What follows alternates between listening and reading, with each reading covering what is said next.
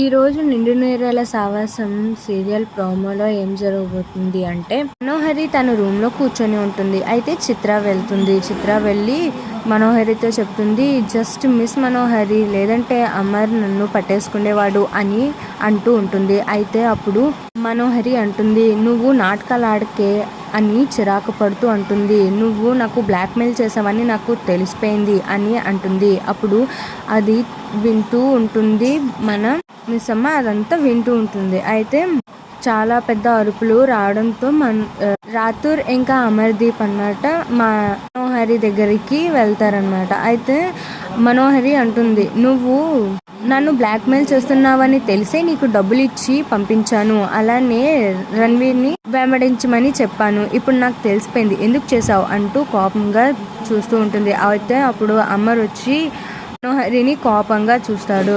ఇప్పుడు ఏం జరగబోతుందో నెక్స్ట్ ఎపిసోడ్లో చూద్దాం. Like, share, subscribe to my channel.